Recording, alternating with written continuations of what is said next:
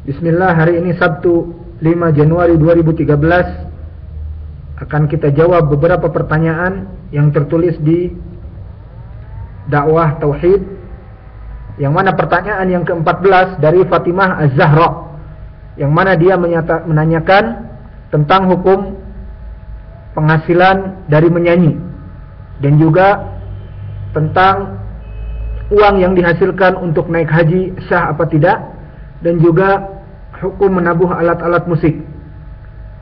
Maka kita jawab dengan izin Allah dan taufiknya dan ilmunya. Hukum mendengar dan membeli alat musik dan memainkan alat musik dan menjualnya, maka semuanya haram. Karena memainkan alat musik dan mendengar alat musik telah diharamkan oleh Rasulullah SAW dan oleh Allah Subhanahu wa taala. Adapun dalil dari Al-Qur'an seperti Allah firmankan di dalam ayatnya, wa minan nasi may yashtari lahwal hadits liyudilla an sabilillah.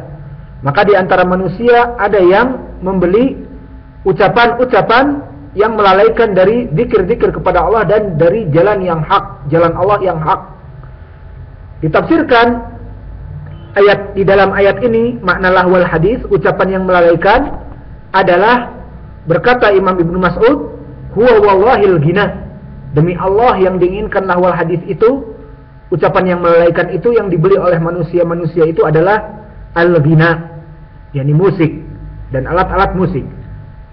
Dan asar ini juga dikeluarkan oleh Imam Ibnu Abi Syaibah dan Imam Al-Baihaqi di Al-Kubra, dan datang juga dari Imam Ibnu Abbas, yang mana dua sahabi di sini memberikan dengan sanad yang sahih tentang tafsir makna lahwal hadis.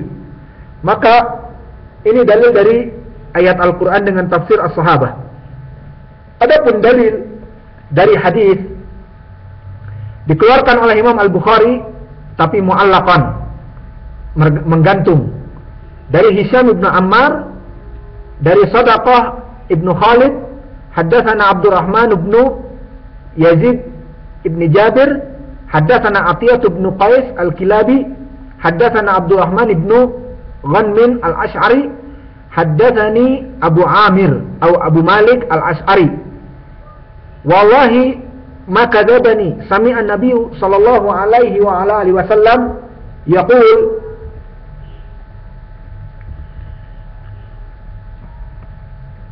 la yakunanna min ummati aqwamun yastahilluna al-hira wal harir wal khamra wal ma'azifa. Berkata sahabi Abu Malik dan diriwayat Abu Amir al-Ash'ari, demi Allah tidaklah dusta, aku mendengar Nabi Muhammad SAW berkata, akan datang dan pasti akan datang dari umatku suatu kelompok dari kaum muslimin yang menghalalkan 4 perkara ini. Yang pertama, farj, al-hira, yakni zina, menghalalkan perzinahan, dan al-harir, menghalalkan sutra dipakai untuk laki-laki, dan juga minuman-minuman keras, dan al-ma'azif, alat-alat musik yang dimainkan. Maka di sini menjadi pendalilan bagi kita, poin pendalilannya adalah yastahillun, akan datang dari kaum muslimin beberapa kelompok yang dia itu akan menghalalkan dan mengadakan pembenaran dan penghalalan terhadap apa-apa yang sudah haram, seperti perzinahan, memakai sutra untuk laki-laki, dan minum khamr, minuman keras, dan juga memainkan alat-alat musik dan mendengarnya dan menjualnya. Maka hadis ini yang dikeluarkan oleh Imam Al-Bukhari mu'allaq, disebutkan oleh Imam Ibnu Taimiyah di dalam kitabnya Al-Istiqamah bahwa hadis ini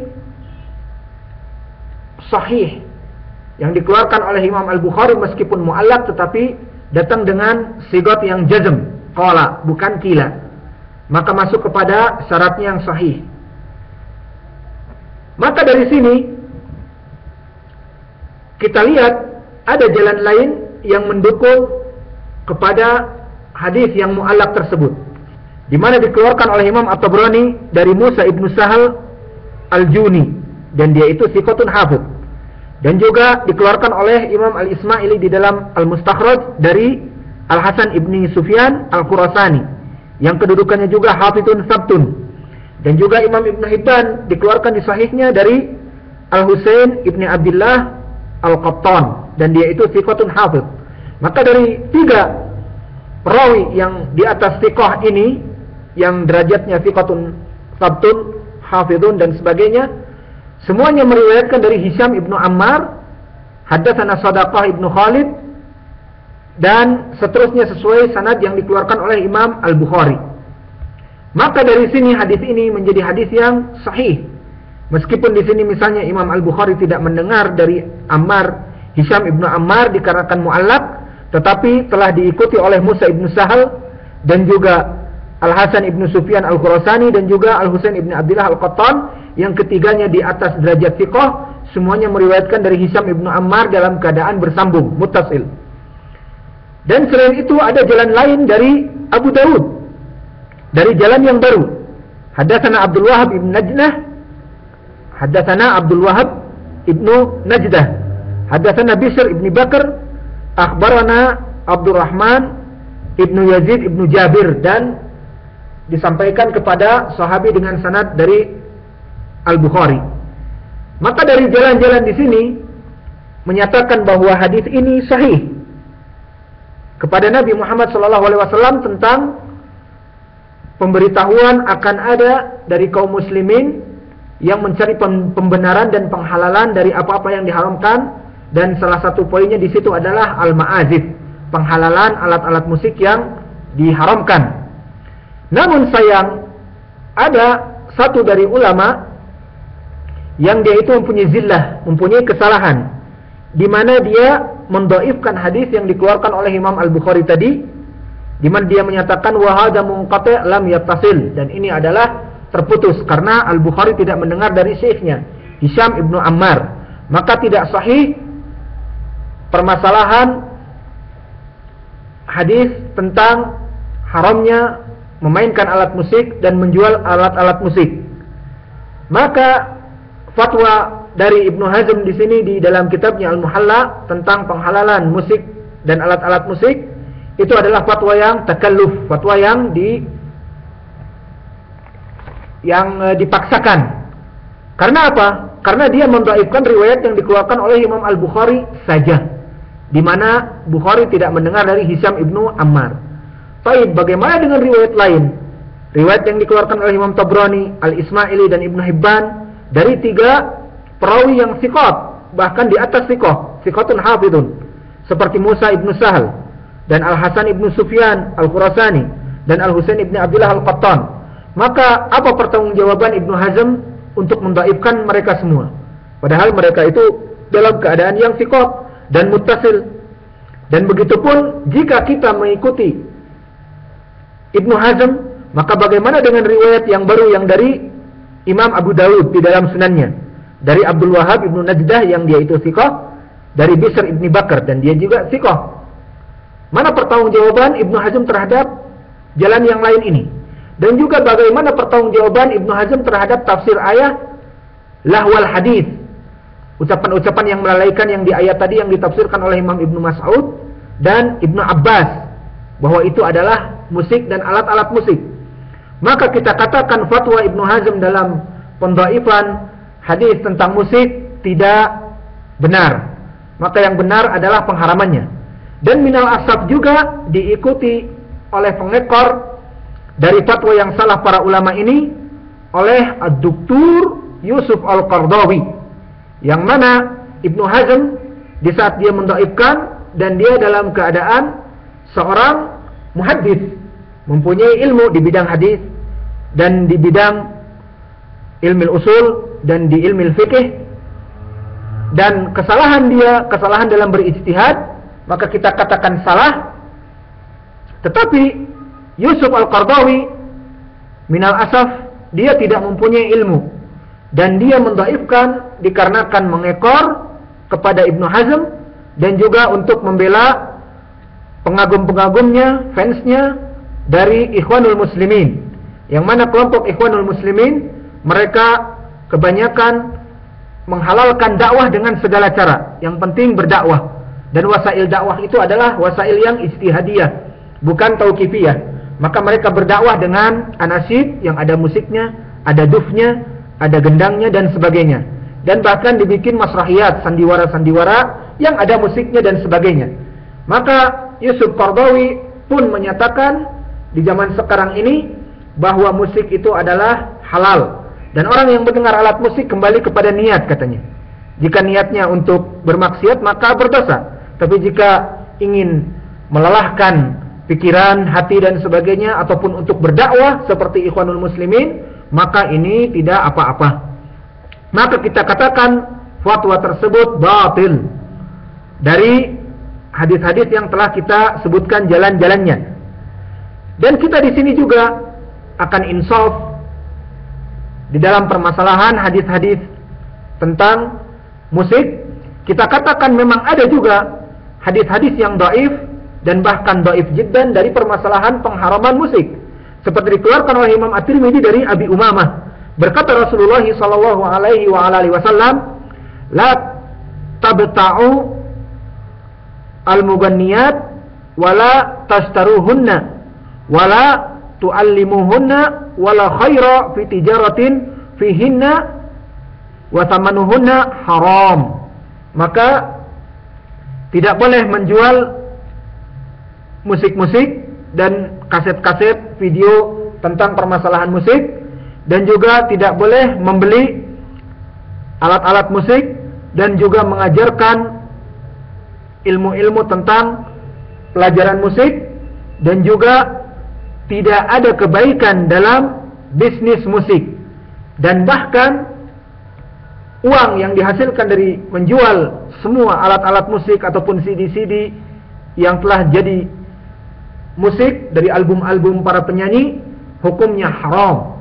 Di dalam hadis ini tegas Rasulullah SAW menyatakan bahwa musik itu haram, dan yang membelinya dan yang menjualnya dan sebagainya. Namun hadis ini sangat dhaif, dikarenakan di dalam sanadnya ada Ali ibn Yazid, dan dia itu Ibnu Abi Hilal Al-Alhani yang meriwayatkan dari Al-Qasim dari Abi Umamah Al-Bahili. Telah dikatakan oleh Abu Isa di dalam sunannya At-Tirmidzi, hada haditsun gharib. Dan Abu Isa jika berkata haditsun gharib maknanya adalah dhaif, dan ditafsirkan oleh dia sendiri di dalam kitabnya di saat dia berkata wa Ali ibnu Yazid yudha'af, dan Ali ibnu Yazid didhaifkan. Maka hadis ini dhaif. Dan adapun kedudukan dhaifnya ini dhaif yang jiddan, dhaif yang tidak terangkat dengan banyak jalan, dikarenakan dhaif sekali.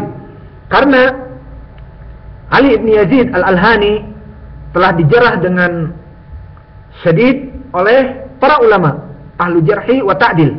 Berkata Imam Al-Bukhari zahibul hadis, seperti bertanya Imam At-Tirmidzi di dalam kitabnya Ilalul Kubra tentang hadis ini, hadis yang disebutkan oleh Abi Umamah tadi. Kemudian berkata Imam Al-Bukhari dhaifun karena di sanadnya ada Ali ibn Yazid zahibul hadis, hadisnya dibuang. Dan begitupun makna zahibul hadis di kitab Mustalahul Hadis diurutkan dari martabat penjarahan yang syadid. Seperti berkata Al-Iraqi di dalam Alfiyah Mustalahul Hadis, wa zahibun matrukun aw fihi nadar wa sakatu anhu bihi la yu'tabar. Maka kalimat zahib al-hadis dia termasuk juga seperti kalimat matruk ataupun sakatu anhu ataupun fihi nadar la yu'tabar. Hadis-hadisnya itu dhaif jiddan, tidak terangkat kepada derajat hasan li ghairi dengan banyak jalannya. Dan berkata Imam An-Nasa'i laisa bi thiqah, dan kalimat laisa bi thiqah menandakan dia itu tidak mempunyai thiqah sekali, sama sekali, menandakan dhaif sekali. Dan di lafaz yang lain berkata Nasa'i matrukul hadis, dan begitupun berkata Ad-Daruqutni matrukul hadis. Dan berkata Imam Ibnu Hibban Ali ibn Yazid Al-Alhani ini munkarul hadis jiddan. Maka hadis ini yang lafadznya telah kita artikan adalah dhaif jiddan.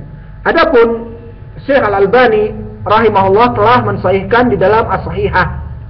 Namun yang zahir Syekh telah tarajuk di dalam kitabnya yang lain, permasalahan mendengar alat-alat musik itu haram. Maka Syekh tarajuk di sana, di mana yang dia rajihkan hadis ini adalah fihi dha'fan syadida, mempunyai dha'af yang syadid. Maka kesimpulannya, setelah kita mengetahui bahwa alat-alat musik dan memainkan musik, bermain musik itu haram, maka jika seandainya kita menjual CD-CD, kaset-kaset dari album kita, ataupun kita mementas di panggung dan kemudian dibayar, maka uang-uang dari hasil jerih payah tersebut adalah uang yang haram. Dan Allah Subhanahu wa taala tidak menginginkan kita memakan uang yang haram, dan bahkan diperintah kita untuk memakan makanan yang halal dari usaha yang halal. Di mana Allah menyatakan di dalam surat Al-Baqarah, ya ayyuhalladzina amanu kulu min thayyibati ma razaqnakum. Maka wahai orang-orang yang beriman, makanlah dari harta-harta yang halal, dari apa-apa yang aku rizkikan kepada kalian. Dan di dalam ayat yang lain, di dalam surat Al-Baqarah juga Allah menyatakan, wala ta'kulu amwalakum bainakum bil batil. Maka janganlah kalian itu memakan harta-harta dari saudara-saudara kalian dengan perkara yang batil, yang tidak sah, yang tidak hak, jual beli yang haram. Sehingga mereka orang-orang yang dibayar di saat memainkan musik di dalam perkawinan, ataupun di pentas, ataupun di dalam studio dikeluarkan CD dan kaset-kaset, maka penjualan ini semuanya adalah min amwalil batil, dari uang-uang yang batil. Ini di dalam ayat Al-Quran. Adapun dalil di dalam hadis disebutkan oleh Ashabus Sunan dari Jabir ibn Abdullah, dikeluarkan oleh Imam At-Tirmidzi, berkata Rasulullah SAW kepada Ka'ab ibn Ujrah, ya Ka'ab ibn Ujrah, innahu la yarbul lahm nubita min sukhtin illa kanat an-nar awla bih. Maka wahai Ka'ab ibn Ujrah, dinasihati oleh Nabi Muhammad SAW agar mencari harta yang halal. Maka tidaklah daging yang tumbuh dari makan makanan yang haram, maka pertumbuhan daging tersebut kalau sudah tumbuh, maka api neraka berhak untuk membakarnya. Maka menjadi pendalilan di sini bahwa daging-daging yang tumbuh dari makanan yang haram, hukumnya api neraka itu lebih berhak membakar daging tersebut. Maka bagaimana seseorang yang bekerja setiap hari dalam keadaan yang haram, bertahun-tahun dalam keadaan yang haram, seperti direktur-direktur bank yang bekerja dalam riba, ataupun musisi-musisi yang bertahun-tahun memakan uang dari hasil jual beli albumnya, yang mana ini semuanya haram, yang dia makan dari haram. Dan lebih parah lagi, dimakan oleh anak dan istrinya dari perkara-perkara yang haram ini, maka api neraka lebih berhak untuk menghanguskan daging-daging yang tumbuh tersebut. Hadis ini hadis yang hasan, dikeluarkan oleh Imam At-Tirmidzi dan berkata, hada haditsun hasanun gharib. Maka kalimat hasanun gharib kebanyakan dimutlakan kepada hadis yang hasan lidatih. Dan untuk pertanyaan yang berikutnya, apakah boleh naik haji ataupun untuk sedekah uang dari haram ini dengan membangun masjid misalnya dan sebagainya, maka dikatakan tidak boleh. Dan jika dilakukan, maka tidak akan diterima sebagai amal yang saleh. Dikarenakan haji adalah ibadah, dan membuat masjid pun adalah ibadah. Namun dari harta yang haram, maka tidak diterima oleh Allah Subhanahu wa taala. Seperti datang dari Muslim, Sahih Muslim dari Ibnu Umar, berkata Rasulullah sallallahu alaihi wasallam, la tuqbalu salatu bi ghairi tuhurin wala shadaqatun min ghululin. Maka tidak akan diterima salat tanpa adanya pensucian taharah, dan tidak diterima juga sedekah dari harta yang gulul, hasil yang bukan halal, baik curian ataupun baik hasil dari jual beli yang haram seperti jual beli alat-alat musik dan sebagainya. Dan di hadis lain dikeluarkan oleh Imam Al-Bukhari dari Abu Hurairah, berkata Rasulullah SAW, "Man tasaddaqa bi adli tamratin min kasbin tayyibin wala yaqbalullahu illa tayyiba." Maka barang siapa yang bersedekah meskipun dengan perkara yang kecil, hanya sekedar satu tamar saja yang dari harta yang halal, maka dia diterima oleh Allah. Dan Allah la yaqbalullah illa tayyiba, dan Allah itu tayyib dan tidak akan menerima suatu amalan ataupun sedekah yang dari hal-hal yang haram. Allah hanya menerima amalan-amalan yang soleh, yang mana di atasnya itu dari harta-harta yang soleh, harta-harta yang tayyib, harta-harta yang halal. Maka inilah jawaban bagi pertanyaan yang ke-14. Maka kesimpulannya musik itu haram, dan bekerja mendapatkan uang dari hasil musik adalah hasil yang haram. Fannar aula bih, maka jika tumbuh daging, maka daging itu lebih berhak untuk dibakar di api neraka. Dan begitupun jika uang tersebut dilarikan kepada peribadatan seperti naik haji ataupun membuat masjid, membuat panti asuhan dan sebagainya, membuat masjid dan pondok-pondok pesantren, maka ini hukumnya juga tidak akan diterima oleh Allah, karena Allah itu thayyib, la yaqbalullah illa thayyib. Allah itu tidak akan menerima kecuali dari harta-harta yang halal. Adapun soal yang ke-15 berkata, ataupun kita cukupkan di sini.